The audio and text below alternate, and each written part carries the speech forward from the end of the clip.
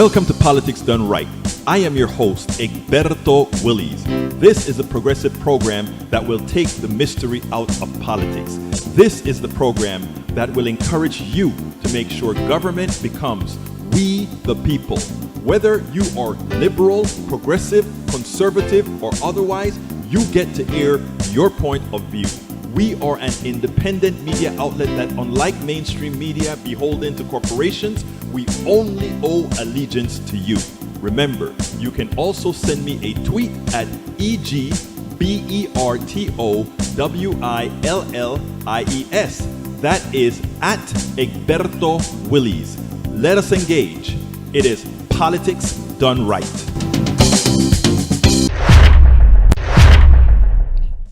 Well, folks, welcome to one more edition of Politics and Right. I'm Egberto Willies, your host. Thank you so kindly for being a part of the show. We're going to have a great show for you today. Welcome aboard, Nanette Bird Smith. How are you doing today, my friend? Brige MCP, the PDR posse, ruler and designer of our cups. Welcome aboard, Linda Jo Kessinger. Hey, everybody. And, of course, we have AVQ. Welcome aboard. Welcome aboard. Brige MCP says, watch FBI hearing. GOP tried to make him say it was many groups. Dems tried to make him say it wasn't. FBI director pretty much gave no answers to the big questions on being prepared. That's what he has to do. He's a federal guy. He cannot take sides. But anyhow, folks, Michael Rudnin, welcome aboard. Boy Scouts of America plan to exit bankruptcy, would pay abuse survivors an average of $6,000 each. Survivors object. How is it that corporations can declare bankruptcy to absolve themselves from damages? The number is a fraction of the $1 billion the organization estimated of the estimated value, and a sliver of the value of its subsidiaries, including local councils as well as various trusts and endowments, which USA Today estimates could exceed $3.7 billion. Folks, I tell you, this is a corporate state. It is about the survival of the corporation. It's not the survival of your mental state. It's not paying what they've done to you, because there is a certain class in this country that's preeminent. It started from the inception of the country with the Constitution. Until you are invited into the ruling class, or until you are invited into the people who are allowed to really make real capital, we are antiseptic. What? You think about it. Anyhow, folks, Trump is facing probes from 5 independently elected investigators. I was aware of 2, not realizing that Georgia and New York have 2 separate investigations each. The 2 in Georgia for Trump's recorded subordinate of election fraud, and 2 in New York for Trump's multiple financial crimes, tax evasion, money laundering, bank fraud, charity fraud, insurance fraud, bribery, enterprise corruption, ties to organized crime. The last one, Biden's AG, is looking into Trump's role of incitement of sedition and insurrection on January 6th. And we have to realize the reason Trump is doing what he's doing, the reason he's out there, the reason Trump is going to CPAC and all these things is because he wants to make sure to tell everybody, if you guys come against me, if you guys attack me, if you guys incarcerate me, I have my posse back there, and they are going to come and they are going to create issues for you. That is what it's all about. That is what they want to tell you. That is what they want you to fear. That is what they want you to think. But folks, don't buy into it. We can't let the insurrection get past us. We can't let all of these things go to naught. We have to be a part of staying on board all the time. Let's see, Bruce Pollard. I was a Boy Scout and a Boy Scout parent. It's sad that they are being destroyed by something they had less control over than maybe they could have. Maybe you want to explain that a little bit, Bruce. And Bruce MCP, Bruce Pollard, you think they had no control? That's interesting. I'm interested to see that conversation. Egberto, thanks for reading out my post in full. You bring good stuff. They did, but Bruce Pollard answers. They did, and I thought it was too much. I had to take a special training class, and we made lots of changes to protect the kids. I see the Boy Scouts like the Catholic Church, Nanette Bird Smith says, neither address their personal role in protecting the predators. In other words, they didn't take responsibility. Jimbo, you're all on my list. You're keeping it up. Be careful. The FBI may be after you. Anyhow, folks, let's continue the show. What am I going to start with today? Look, We have a governor of Texas run by a group of Republicans in this country that have decimated the poor and the middle class. Yes, you go out to Houston, Texas, Kingwood, Texas, all these other areas that look quite fine, but you see where the masses live. In the rural areas, everywhere, they have decimated the country, but they have put a huge facade on Texas.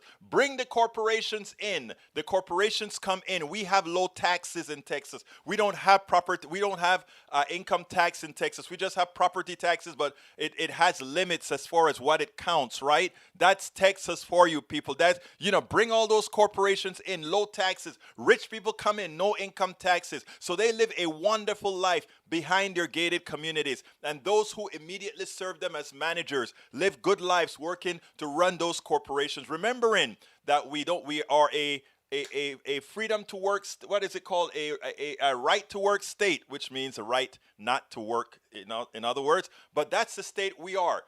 We get a lot of high-end people to come in because we are low on taxes. But we don't want to pay our people's health care. We don't want to pay our teachers. We don't want to pay the things that make society a better society. So when these corporations come, are they going to hire Texans, or are they going to bring their people and move them to a lower cost area after somebody else educated them? That's what we do in Texas. Well, here's what's going on now, folks. We didn't pass the Medicaid expansion to the Affordable Care Act, so many Texans die every year. Every single year, we get thousands of Texans that die because they don't have health care. The Medicaid expansion to the Affordable Care Act was not supported. That was because of our governor, Republican governors. That was because of Republican Congress, our legislature, Republican Senate here in Texas. Now we had the COVID dilemma. COVID came and it decimated much of Texas. Why did that happen? Again, we didn't do what we were supposed to do. We didn't wear masks. We played like COVID was just the flu, that COVID was not an important thing. So we allowed that to get really bad in Texas. We killed a lot of Texans that way. Then came the freeze. We told, the federal government instructed all of Texas, listen, you're not on the grid, but we suggest that you go ahead and insulate your generator so that the next time you have a bad freeze, things will be okay. You don't have to live this way. We can do these things for you. You need to make sure these companies protect the generation. So what happens? Did Texas listen? No, Texas didn't listen. Texas went ahead and said, laissez-faire capitalism. Laissez-faire capitalism. Just go ahead and do as you please. Go ahead and do as you please. And what happened? We get a freeze, and thousands of people, or millions of people, are without electricity. Thousands of people are in dire straits, and people die. Dozens of people die throughout Texas that didn't. Why? The irresponsibility of our governor, the responsibility of the people who run this state, Republicans who run this state. Now, it's not like these people learn now. They didn't learn their lesson.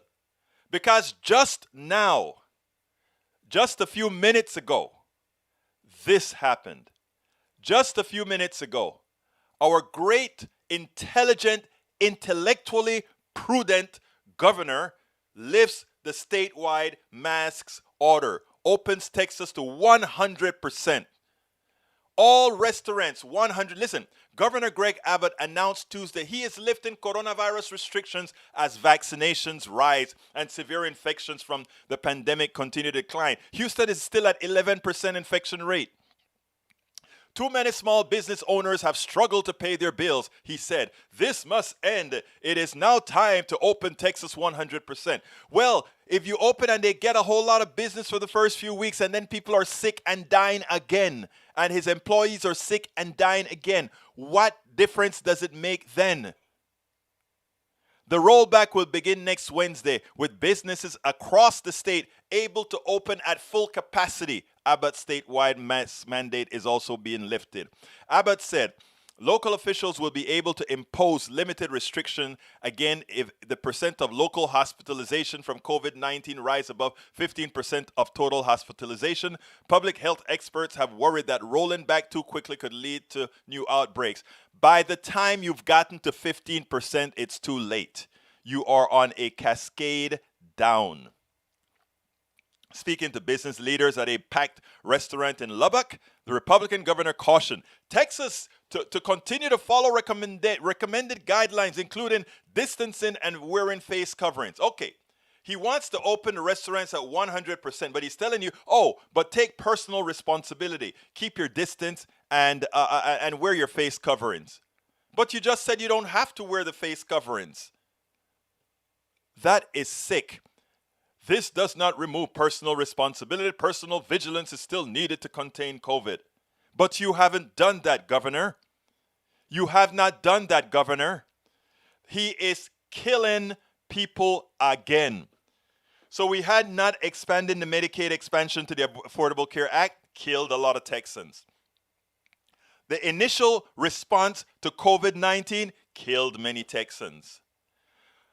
Ignoring for 11 years the winterization of our plants killed many Texans. And now he's doing it all over again by prematurely. Why not wait 2 months? Let the vaccines take over. Let's get to herd immunity. Why not do things right at first? If we had worn masks for 2 months, in the beginning, back if we had done this in March of 2020, we would have arrested the virus.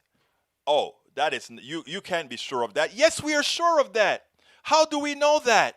Because Australia did it, because New Zealand did it. And when they find people, they put them away, and then they can live a normal life. But we were so into a crazy false freedom that we just decided that we could do as we please. Don't take my freedom away. Your freedom not to wear masks is your freedom to kill me when you expound on that thing. When you give me that virus because you don't wear a mask, you're taking away my freedom. Society is important, people. I want every Texan here to remember, and for those of you that are not in Texas, that have governors that are behaving the same way that our governor is behaving, please remember what they're doing. Please remember that they're responsible for the murder of people in your state. And I do not say that lightly.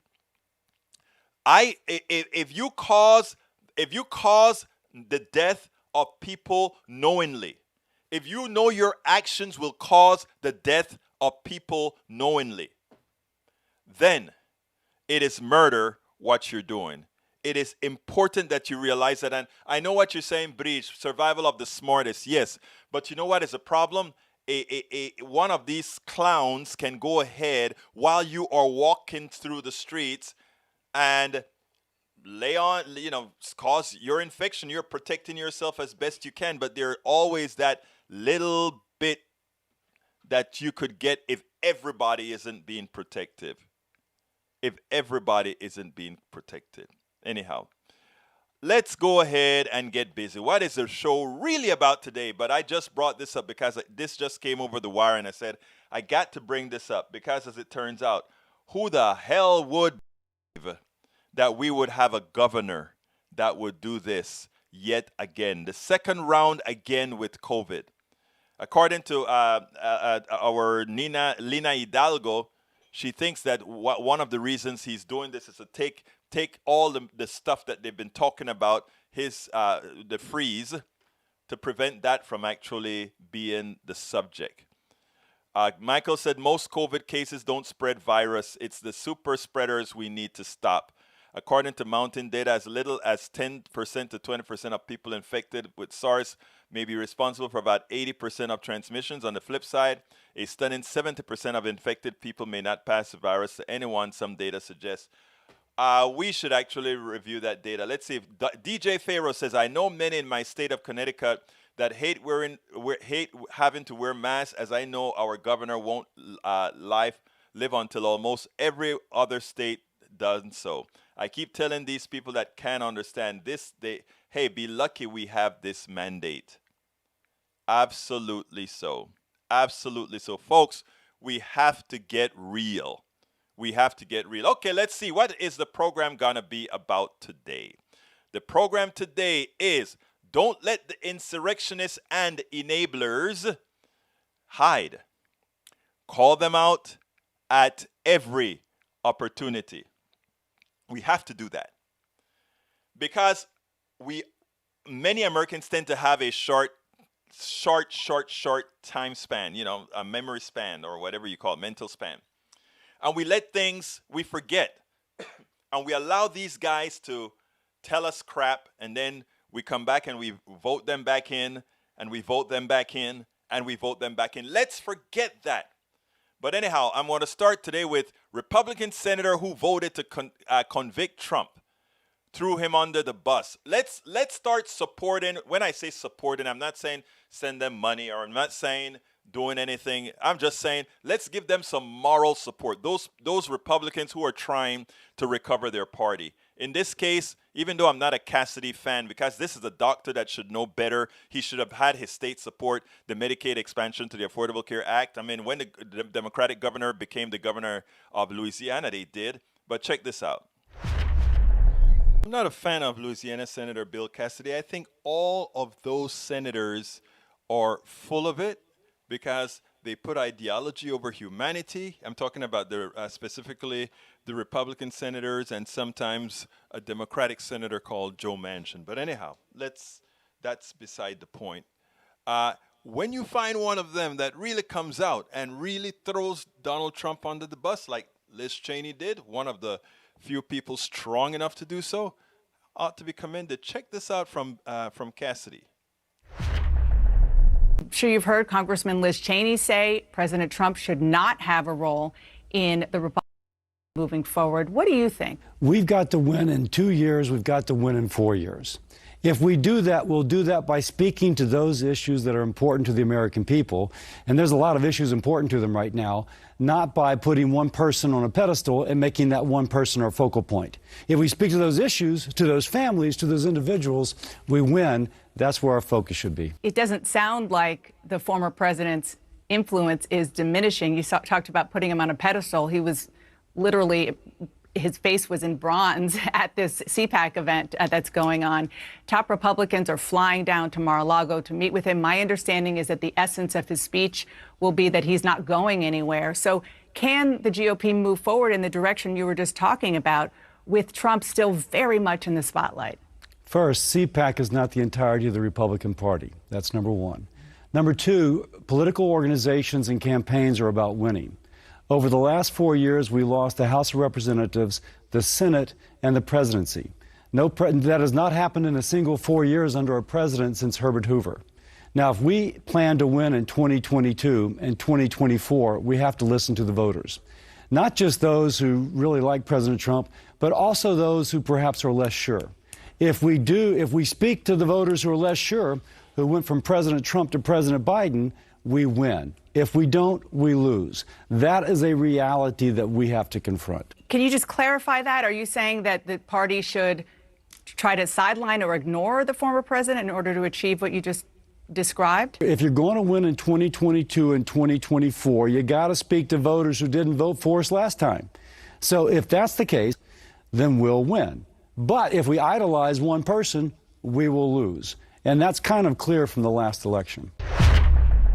Now, I must say, Liz Cheney was more brash. Liz Cheney said, Donald Trump has no part in American politics or Republican politics. Punto y final. He didn't quite say that. I mean, he threw him under the bus. He said, if we are to win, we have to pick somebody else. But he didn't quite say Donald Trump has no part in the Republican Party. Donald Trump has no part in American politics because Donald Trump is corrosive to democracy. Donald Trump is corrosive to the truth. Donald Trump is corrosive to humanity. Hey, first let me respond to my brother here, Lee Grant. Are all 74 million who, like me, voted for Trump enablers? If so, you need to call me out. I'm not calling you out, Lee Grant. Let me remind you of something. I don't call out the 74 million people. There are a lot of reasons people voted for Trump. Many of them selfish. Oh, my 401k looked great. The country is going to hell, but my 401k looked great. I'm not going to call you a racist for voting for Donald Trump because that's not really true. What I'm going to say is that you were misinformed, ill-informed, and made a wrong decision to vote for Donald Trump. And we can sit down on a cup of coffee and I can give you and enumerate all the reasons why he has really hurt the country. And while he has helped a select few, many who vote for him are voting for him on a lie. And again, I don't place all the blame on the people. I place the blame on the media. I place the blame on the government for allowing us to be for allowing misinformation to grab hold and not holding accountable using our airwaves to actually spread lies that actually have a material effect on our society. So no, I am not going to say, oh, I'm going to call out all you Trump people who voted for Trump. Are you Trump enablers? Of course you are. You enable him by the possibility of winning. Now, many of the people who voted for Trump has since recanted. They've since said, oh my God, I can't believe I did that. I have thousands of people who've done that. Thousands of people have actually left the party altogether. Now, if you stand for what this guy stands for, you're likely not here with the tonality that you bring, Brother Grant. So you want me to, you've been asking me to call you out a whole lot of time. You've been inching for me to like get on you. I'm not, because I know that what you're doing, brother. All right, let's continue. Deborah John says that these Republicans need to be arrested and prosecuted for a crime against humanity. Deborah John, you have the sentence of the day. They should be prosecuted for crimes against humanity. I agree. I agree, because that is mass murder, what they've done. The Texas legislature has effected mass murder. So you and I are in agreement there, my friend. Okay, continuing. Let's see if I have any other quick one. Okay, let's go with the other video. The other video is every Democrat must use these selective words about the insurrection enablers this week. And look, thank you, let's see, E2247. I appreciate you reading my article at the Daily Kos. And I'm going to actually play the video that's in that article that I wrote at the Daily Kos now, because I think we have to get it down. And I think Eric Swalwell did a wonderful job. So thank you very much, E2247. Let's go. Congressman Eric Swalwell answered a question with regards to the FBI hearings on the insurrection, etc. I need you to listen to how he answered the questions, because this is so important for the narrative. It's so important the way we actually express words. You know, the Republicans in general are very good at this. Their message consistent, their message on target, their message all of the times. Listen to Swalwell and then let's take it on the other side. My question to you, Congressman, is what are your open questions? Will this happen again, Katie, is the question that we all have. We're going to have more events at the Capitol.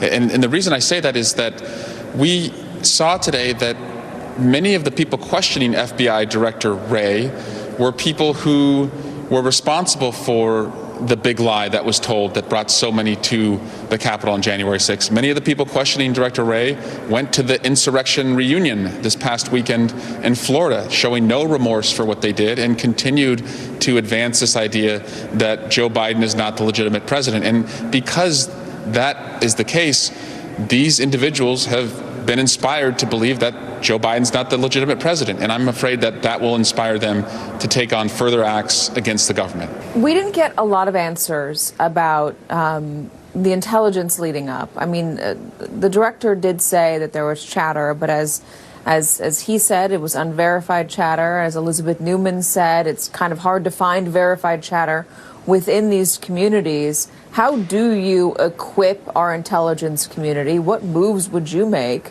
to make them better able to respond to this sort of thing that is now bubbling up online? I was encouraged that the director referenced increasing the number of agents who and number of cases that they have on violent extremists or white nationalists. That's positive, but I also think we're going to need more resources to understand how they recruit, radicalize, and target individuals. Also hoping that newly appointed Attorney General Merrick Garland, when he's in office, will stand up more resources as well. But again, I just want to step back and say that this was a massive intelligence failure because the public knew this was going to happen.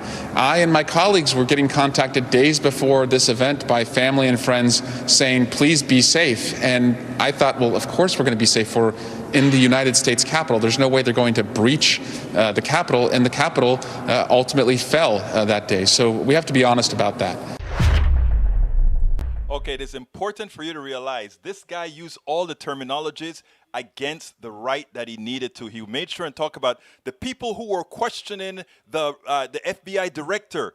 They were part of the big lie. They were promoting the big lie, the thing that caused the insurrection, and they were asking the FBI director. So he made sure that Americans understood that. He also made sure that Americans understood that CPAC was the insurrection reunion. In other words, those who were responsible for the insurrection, they had a big reunion. And what is it called now? CPAC. So people now equate CPAC, insurrection. CPAC, insurrection. He also uses a terminology as far as white nationalists and radicalization. And he used the same terminologies used against the international terrorists that are not really affecting us all that much versus the current traitors we have in this country. A whole bunch of militias, white nationalists, and all these people that like to sing glory, glory, hallelujah, like to sing Blue Lives Matter. But when they're in front of Blue Lives Matter, who are not doing the things that they necessarily want to do, they have no problem cutting them by the knees. They have no problems attacking our government. They have no problems whatsoever to inflict the same type of damage any other third world country would inflict on their own government when that government, whenever they feel like, I want to just take over. So listen to Swalwell. Listen to how he uses his keywords. That is how we should always be speaking to ensure that Americans understand that these folks on the right, these politicians on the right, and many of their enablers and sycophants are nothing more than seditious, traitorous insurrectionists who care nothing about the United States of America. Absolutely. So keep that in your mind and keep it in your mind. CPAC insurrectionists, CPAC white nationalists, CPAC folks who don't really care about what America stands for. That is what we have to, that is the narrative that must go out there because it is the real narrative. It is what we are living through. Anybody who goes ahead and bombs the Capitol, anybody who goes ahead and hurt police officers at the Capitol, all of these people are treasonous, they are seditious, and they are insurrectionists. Let's make sure and categorize it as it should and keep that word out every single day until the 22 elections, because we have to extricate all of those un-American people out of government. You can't have somebody who wants to kill government as a part of a government. That is like having a cancer growing on the inside and exploding out. They don't like government. That's why they are so bad at it. They don't like government because they are so bad at it. Anyhow, folks, we're at the halfway of the show. Thank you very much for being here. But first of all, I would love for you folks to go ahead and support us. If you are on YouTube, you can support us by clicking the join button. If you see it anywhere on your screen, that will allow you to become a part of our YouTube posse created or named by Bridge MCP, one of our great listeners, watchers, and supporters. Or if you don't see that, you can go to the screen and hit politicsdoneright.com/YouTube, politicsdoneright.com/YouTube. We are short hundreds of supporters on this. We need it. It's getting rough. We need your support. I ask you so kindly, if you can at all, please support the program. That is the only way we can make sure and keep what we're doing. Know that I am spending 16 hours a day doing this stuff, from cutting videos to writing articles to make sure they get onto Daily Kos, Op-Ed News, egbertoulis.com, politicsandright.com, and all through in the newspaper, some newspapers as I continue to write these books. We are trying to put all this stuff into the space so that the progressive message, we will be one small part of getting the progressive message out. Likewise, if you want to get the book that you see on screen, it's worth it. How to Talk to Your Right-Wing relatives, friends, and neighbors. Let me tell you why. I have a lot of conservatives in the room right now. I love my conservative brothers and sisters because I've already calculated and done the things. When we sit down and talk about the wants that we have, the wants and needs that we have are pretty darn similar. The problem is we have the externals out there. I wrote an article about the minimum wage today, and inside of I want to read. I'm asking you guys to support me right now, but this article I want to read that I wrote this morning, another article I wrote for Daily Kos, because I want people to understand exactly what I was trying to say here. Let me see. I called it, Why is Supporting Massive Minimum Wage Increases, Why is Supporting Minimum Increases Sanctioning Wage Theft? And you know what? I just feel it in the heart right now. I think I got to read it now. So let me put it on the screen, and I'm going to read this right now because I think it's important. Here it goes. Not supporting the minimum wage is not just a difference in policy issues. It's a license for businesses to institute codified wage theft. It is that simple. I continue to marvel at how effective our economic system is in robbing workers of their work, intellect, and worth as the spoils are systematically transferred to the few. In the aggregate, if you are the chosen, the one who can be more in charge of the monetization of your intellect, of your skills, the one who can amass capital, the sky's the limit. But that is only afforded for the few. You can't have everybody doing that in our current economic system. We can't allow that. And our caste system leads each caste to fight to maintain its position instead of all working for equity. So we have all the top management class want to make sure that massive class below them, the sub-management class, stay in their place, and that sub-management class want to make sure the class below them stay in their place. And we have all these different partitions that we put people in. You're woman, you're black, you're Latino, you're all of this, right? And then we use levels of gradations to control people. You know, we can have a lot of poor white people who can say, well, at least I'm not black, and that keeps them in their place. That's why I said racism is nothing but a tool.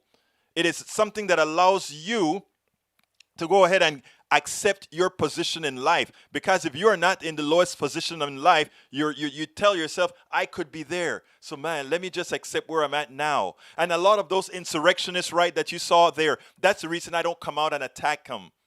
I attack the leaders. Because a lot of those folks are really desperate. And are they racist? A lot of them, yes. But you know why they're racist? Because that's what they were taught. They were taught that inherently that's how things are. That's why I don't return racism with racism. Right? So let me continue with the piece here, my friends. I have often said, I have to back up. Again, if you are the chosen, then it's great. But that is only afforded for a few. And our caste system leads each caste to fight to maintain its position instead of all work for equity. I have often said that our current economic system is a very well-developed antiseptic form of slavery. People get pissed when I say that. Oh, black people went through a whole lot of stuff with the whips and all of that. I say, oh yeah, that was a crude kind of slavery. Kind of slavery we have now is antiseptic, man. You don't even know you're a slave. You don't even know it. The most efficient slave is one who is unaware they are one. Our system has perfected the method and at every turn. A minimum wage that does not track inflation is a legally sanctioned theft, a transfer of wealth from the worker to the business, the owner of capital.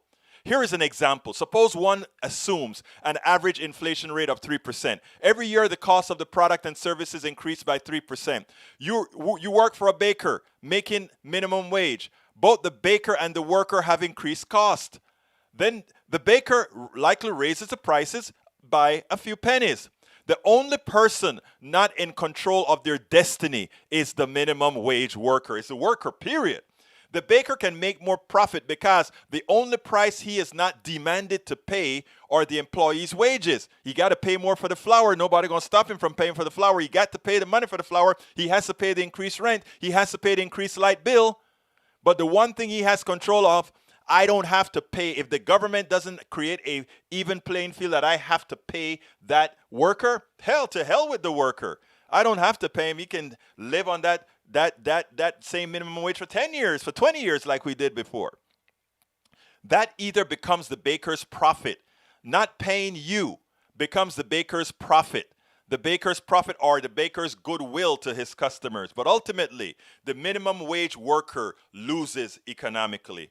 Until we are honest about how corrosive our economic system is, income and wealth inequality will continue rising. It is a feature in every part of our economic system, from the stock market to corporate organization to patents and many aspects of our economic system. I discuss these often. Too often we think it is the other person that is indoctrinated, right? A lot of times we progressives, a lot of progressives are super capitalists and they believe in doing things right. And it's those right-wingers that are indoctrinated. A lot of those right-wingers are smart. They're living in country towns and they know life is hard. They don't understand economics, but they know life is hard and they know the system is not working. A lot of us will be, the system is working, as we zap through things. And by the time we die, they created all kind of instruments that take our money away. Oh, what is that thing called again? The reverse mortgage. Oh, you spend all the time. You own your home now. And they find a way to let your carnality, you say, go for a vacation. Go for a big vacation to the Riviera. Go have fun. Just go ahead and take out a reverse mortgage. You don't ever have to pay it back.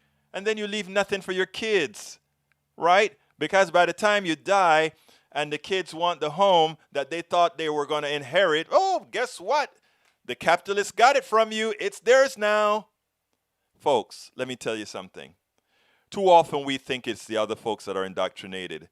We should realize that by design, we are indoctrinated by factions to maintain the status quo. It prevents us from keeping our eyes on the ball, that which is hitting us for real. America is not polarized. We are not a polarized nation. We are manipulated by a well-oiled system designed to work on autopilot. If you doubt it, don't talk ideology with a friend, with somebody you just meet. Just go ahead and have a cup of coffee with them.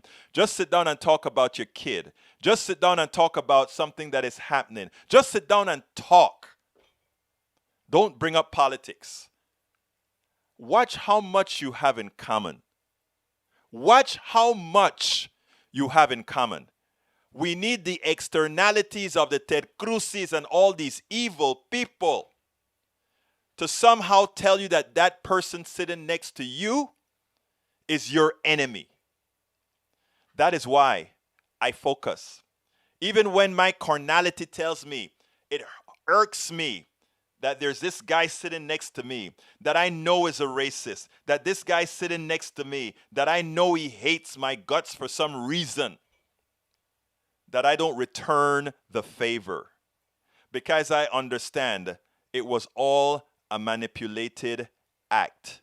And the only way we break the manipulated act if on an individual basis we take control. Because if we take control, they lose control. If enough of us take control, they lose control. And once we get that in our heads, then we can honestly start to change the system. That is a tactic that I'm trying to teach. Remember, most people, some people get pissed when I say this.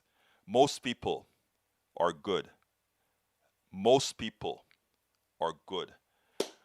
All right, folks, please support us. Go ahead and hit that join button if you're on YouTube, or if you're not on YouTube or you don't see a join button, go to politicsdoneright.com/YouTube and support us. We really need your support. Likewise, you can instead go to our Patreon. That is politicsdoneright.com/Patreon. Politicsdoneright.com/Patreon. That is spelled Patreon.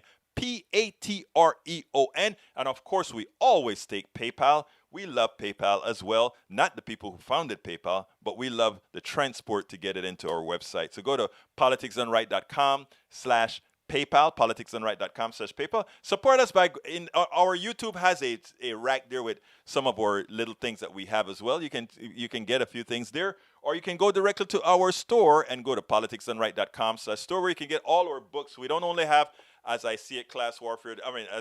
It's Worth It. We also have As I See It, Class Warfare, the only resort to right-wing doom. Okay, let's go ahead and continue with the program. If you want to call, by the way, folks, you can call. Let me put the call-in number there if somebody wants to call and interrupt me and say, hey, I want you to talk about this stuff here. On YouTube, is it subscribe? No, subscribe only does the regular subscription.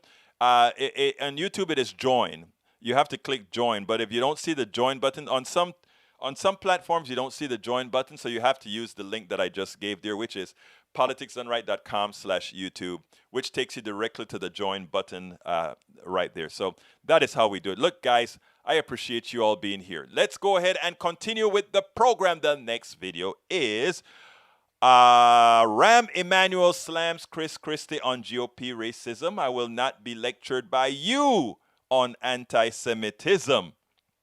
That was great. I will not be lectured by you on anti-Semitism. You know, the Republicans want their cake and eat it too, right? So here is Rahm Emanuel. I'm not a Rahm Emanuel fan. He's a neoliberal, but again, he's a good guy. And here's what he had to say. On the roundtable on this week, generally speaking, Rahm Emanuel always seemed to appease Governor Chris Christie. Rahm is sort of a neoliberal guy that usually takes things, he always tries to take some of a middle ground or a center right position. Well, this time he's had it. I want you to listen to this, and we'll take it on the other side. Because he has legitimized racism and anti-Semitism as part of the political dialogue. That's right. Until the Republican Party, which is a house. Wait a second. I said, listen, you are a house divided, your party. And he has legitimized the ugliest parts of anti-Semitism, racism, and xenophobia. And the Ronald Reagan Party, when David Duke and others came in that party, rejected and spoke out, and nobody in the party has the leadership or the character to attack that. By the way, wait a second, though. That's simply not true. There have been plenty of us who have sat out here you are a minority voice and spoken against it. Well, you know what? That's what happens when a party is divided, Rahm. And you've been a minority voice in your party at times. I've been a minority voice in my party, and sometimes we've both been in the majority. Let's just hug it out then. What matters is, do you stand up for your principles or don't you? Yeah. And there are lots of Republicans who will continue to stand against principles. Will continue to stand against white supremacy. And yes, they have. There have been plenty of Republicans who have. They have not. I apologize. I'm not going to take a lecture on anti-Semitism from Chris, and I love Chris, but I'm not going to do that. Chris, you have a Republican member of the House of Representatives from Illinois. Her and her husband, he's a state rep, who talked about Nazi ideology and legitimacy. You had people on the lawn of the House of Representatives who said 6 million is not enough. Camp Auschwitz, and it did not come to the condemnation of the Republican Party because they are still of the view that the Antifada and others were part of that protest. I am sorry. The party needs to reject anti-Semitism, racism, and xenophobia if it's going to be a majority party anywhere in the country. Absolutely so. But before I even go into the meat of this, did you see the difference in which these two men address that woman who attempted to get in? Chris Christie was a bully. Wait, and he goes ahead and he bully into saying the statement that he wanted to say. Now, Rahm Emanuel had an immediate answer that he wanted to get in. He apologized to the woman, implying that he wanted consent to finish that one-on-one discussion, and he did it with dignity.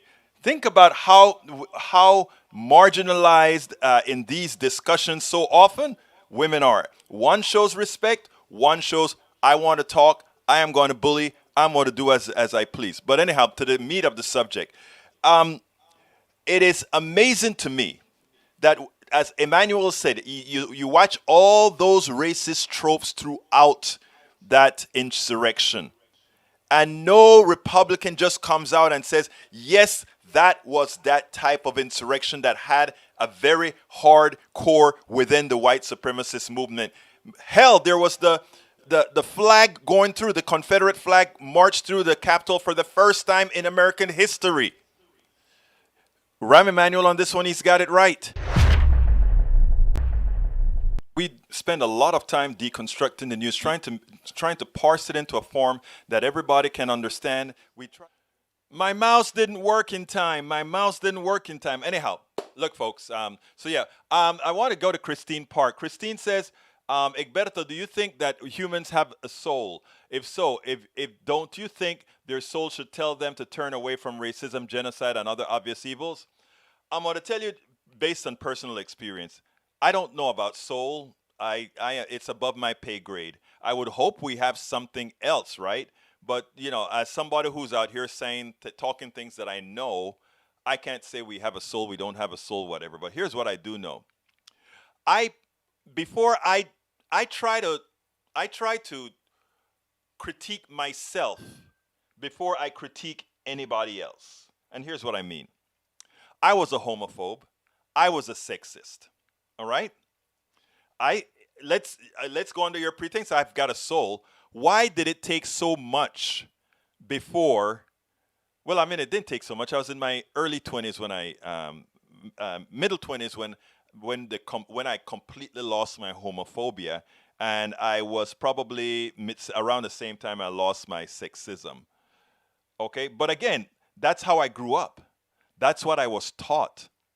And when I saw the error in my ways, it was hard to get over it because I could get over it mentally, but I could not always get over it from the carnal part. In other words, if I saw two guys kissing, I always for some reason, I didn't mind watching two girls kiss. But for two guys kissing, it was like, Now, doesn't make, I don't care. It's like watching a man and a woman kiss. It don't matter to me, right? But it took a while before I went from it just being intellectual to it being real, that I am actually a very, very, very, very, I hate to use the word tolerant because tolerant sounds like I'm tolerating you, but it's not right. There's another word that I should learn to use. I don't know what that word is, but anyhow. So now I'm going to put that on the racist person now.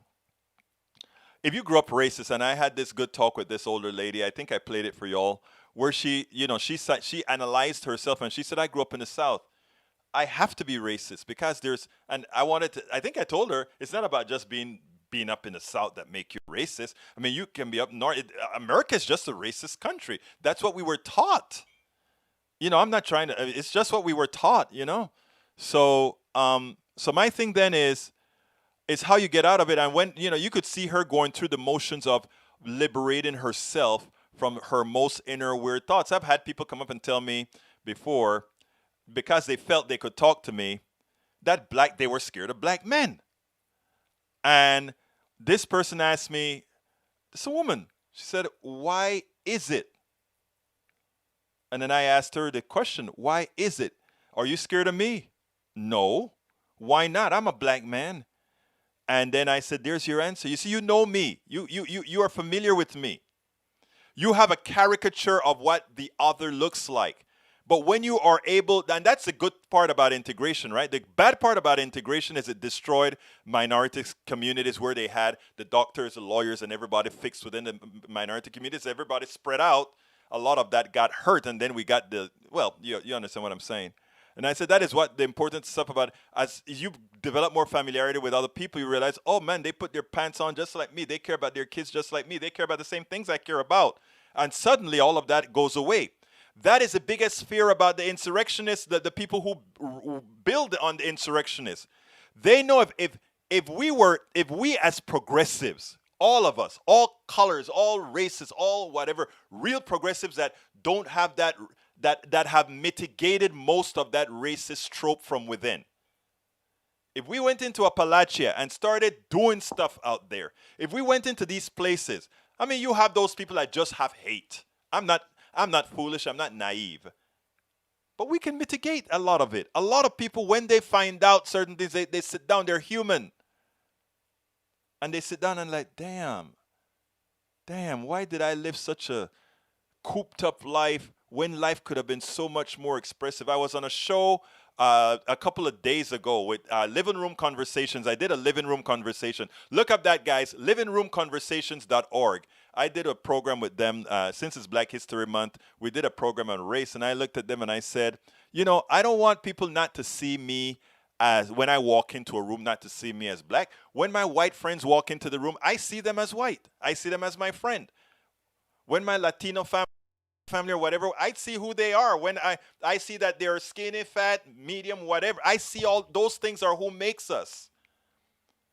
What I want you to feel is that that is just a part of the sancocho. That's what I was telling them in the living room conversation. What I told them is, look, when I have a salad, I don't grind up the nuts and the lettuce and the stuff and just put it all together.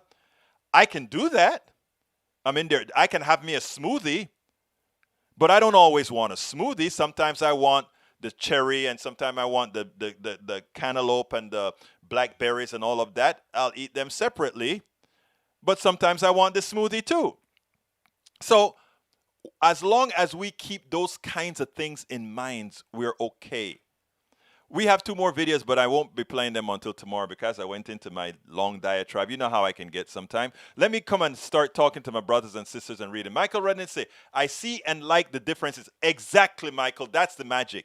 I want to eat sancocho. I want to eat arroz con pollo. I want to eat Italian food. I want to eat, what is that kind of sauce Italians have with on that, that kind of creamy white sauce? I love it. I love it. Oh, I love Patricia de Galani. She said, I just see you as a handsome dude. Oh, I love you, girl. Keep it up. Smoothies for all. Medicare for all. I love you, E2247. Okay, let's see. No such thing as white pride. Yeah, it shouldn't be. You know, the funny thing about it is I would like every white person to take a DNA test.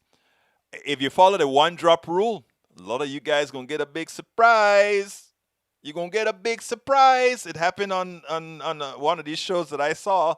This racist dude, he went and did the DNA. Alfredo sauce. Thank you, Patricia. Alfredo sauce. I love that. Yeah. So I like that. I want to have all these different things and eating it. I enjoy it. You know, when I went to visit Jamaica, they want to take me to tourist place. I said, no, take me to the Jamaican ghetto. I want to eat that's the stuff. That is what makes life worth living. Enjoying all these nice differences. Egberto, I use accepting instead of thank you. Although, you know what, Linda Joe, accepting is a much better word. But you know what kind of word, what other word I want? I want a word that doesn't say have to. Well, I think you understand what I'm saying. Let's see. Hence the great video of how there is so much things as why. Here you go, girlfriend. Let's see. Christine, I believe humans are spirit, whereas soul boundary between life and God, which is studied by doing theology. You didn't ask me about it. I did say that. All right. I love you guys. Let's see. Lee Grant says, I'm a fisherman. I fish for the truth in a sea swimming with misinformation. Lee Grant, and that's why I respect you. I actually believe you. You know, you're one. I have a lot of Republicans and conservatives that listen to the show. I get some. They don't. A lot of them don't talk because they think you guys are going to attack him. But Lee Grant has some power. Lee Grant don't give a damn. Daniel Ledo don't give a damn. A lot of the Republicans here don't give a damn. They'll talk, but most of them are quiet and they'll send me stuff by email or by direct message or something like that. Norman says both were shouting over her. It is not right for either. I agree with your other input. You're right. They were shouting over her. I agree with that. But the reason I brought it is I said at least he apologized. He realized what he was doing was wrong. He just wanted to kind of get his way. And I've seen women do that as well, where So I can't disagree with what you're saying, brother Reynolds. Let's see. All right, let me call out all my peeps here. Please, Egberto, don't mention DNA. They'll rather die if they had some inch of black. Deborah John, unfortunately, everybody came from a standard root in Africa. We are all black. We're all black with some mutations. It's like how the virus is mutating all the time. That's how humans did. And then they got acclimated to a different weather, different type of sunlight, different radiation, all that kind of stuff, and they changed.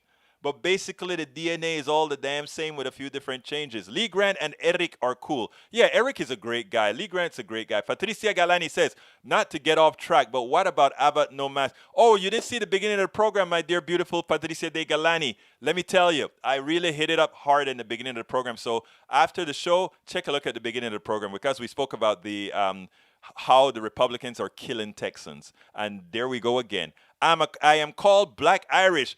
Bridge MCP, I've seen you. I haven't seen your blackness yet, Bridge MCP. Are you hiding something, Bridge? Bruce says, we all have the same number of chromosomes and are the same species, pretty much the same. Exactamente, Bridge. But you know, guys, Bruce Pollard is our resident scientist. Super smart dude, man. You know, let's see. Okay, I'm going to call out everybody because I only have 2 minutes. Welcome aboard, Bruce Pollard, Breeze MCP, Patricia De Galani, Deborah John, Michael Rudnin.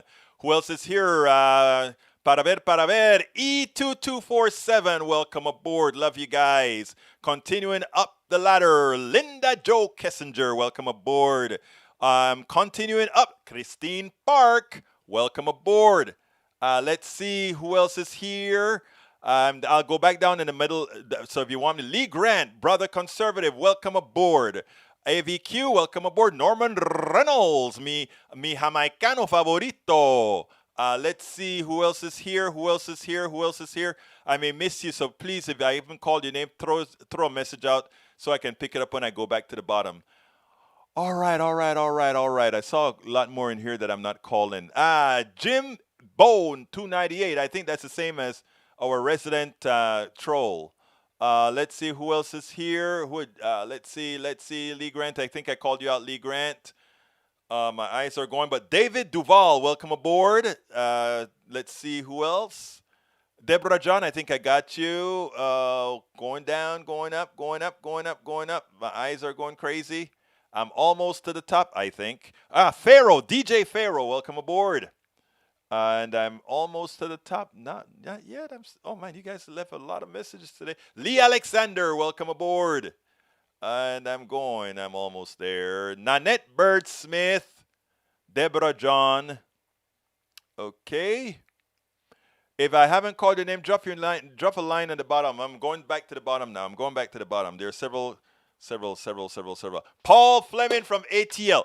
Paul, I know you're not just checking in, brother Paul. I know you're not. Okay.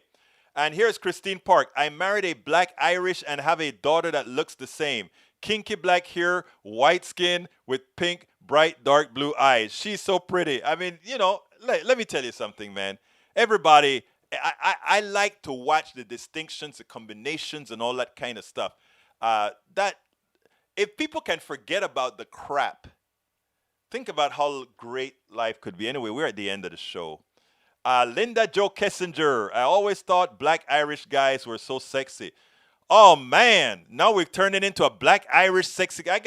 I'm going to go and Google black Irish sexy. Then tomorrow I'm going to come with a mask that make me a black Irish sexy guy. Okay, anyhow, let's see. Folks, please go ahead and consider getting my book. It's worth it. That's the name of the book, but it's also worth getting it. And you can get it at Amazon. Here is the link. I need your support. I cannot make it without your support. Buying my books, buying our t-shirts, buying our cups, all of that is a part of supporting us. You can go ahead and get the cups here. That is the link to get the cups. And guess what these cups look like?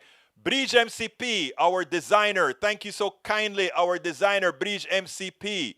There is the way. You see, that is our good old Linda E with the cup. And of course, there is El Senor Reynolds with the cup. Hey, look, if you ought to be getting better pretty soon, my dear Bridge MCP, designer of these cups. We want to see the person who designed the cup with her picture on the face as well. Right, Bridge? Right, Bridge? Come on now. Anyhow, folks, so go ahead and click on that link to our store. And here is another way to get to our store where you can get our books, our t-shirts, and everything else. There you go. politicsandright.com/store. Folks, my name is Egberto. Oh, I forgot to put the Patreon out there, the Patreon and the PayPal. Here's the PayPal. And here is the Patreon. And let me close this baby out. Look, guys, I know you can be anywhere. That you are here with me, I'm honored. Thank you so kindly for being a part of Politics Done Right. You know, I believe we can make change. We are doing our very small little part, but it's a sum total of small parts that get things going. My name is Egberto Willies. This is Politics Done Right, and you know how I end this baby. I am what? Out!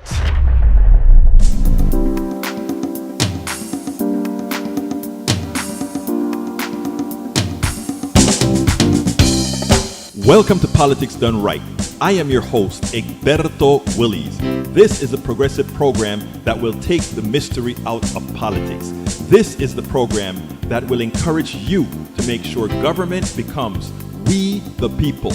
Whether you are liberal, progressive, conservative, or otherwise, you get to air your point of view. We are an independent media outlet that, unlike mainstream media beholden to corporations, we only owe allegiance to you. Remember, you can also send me a tweet at EGBERTOWILLIES. That is at Egberto Willies. Let us engage. It is Politics Done Right.